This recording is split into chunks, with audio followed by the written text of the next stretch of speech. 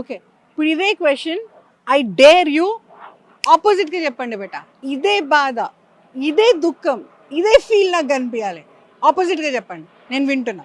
Lover అంటే ఒక కొత్త తరానికి మనం పెళ్లి చేసుకుందాం, మన రిలేషన్షిప్ ఇలా ఉందాం, మనం ఒక జనరేషన్కి ఒక మంచి ఇన్స్పిరేషన్ ఉందాం అని అనుకునే పర్సన్స్ ఆ బాయ్ని అలా పెట్టి మళ్ళీ ఈ అమ్మాయి నా ఫ్రెండ్, నా బెస్ట్ ఫ్రెండ్ అని చెప్పి సో తనతో ఫిజికల్ రిలేషన్షిప్ పెట్టుకొని వీడిని పెళ్లి చేసుకోవడం కరెక్టా?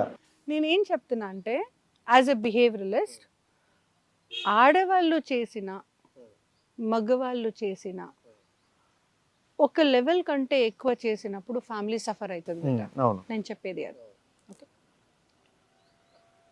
ప్రాబ్లం అన్నిటికంటే ఎక్కువ ఎక్కడ వస్తుంది అంటే ఆడపిల్ల శరీరం గర్భగుడితో సమానం. ఎగ్జాక్ట్లీ. ఓకే, ఎందుకు అన్న క్వశ్చన్ మీరు అడగనే అవసరం లేదు, నేను చెప్పనే అవసరం లేదు. ఎట్లా పుట్టినవే? అమ్మ దగ్గర బొజ్జల్ల నుంచే పుట్టిన. 9 నెలలు ఉన్న ఇల్లు ఇది, రైట్? నా ఇంట్లో 30 మంది వచ్చి రెంట్కి పోయినప్పుడు 30 మంది బుద్ధిలే వస్తాయి నా బిడ్డకి. మళ్ళీ ఒక్కసారి విని తర్వాత డిసైడ్ చేసుకోండి, కరెక్ట్ చెప్పినా లేదా రివైండ్ చేసుకోండి మీరే.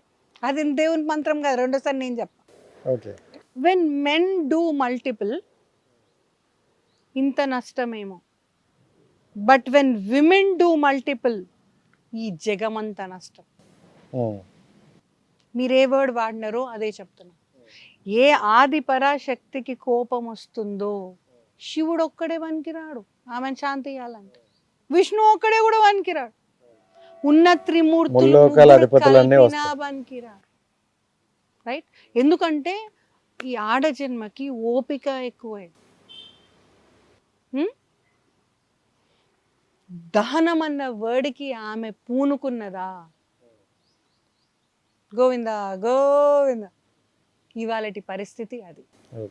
Okay, if we want this to calm down, men have to know the way to love her back. Okay, ఉగ్ర రూపం దాల్చిన ఆడదాన్ని శాంతింప చేయగలిగిన సుకృతి అంటే గుడ్ బిహేవియర్ ఒక మగాడికే ఉంది.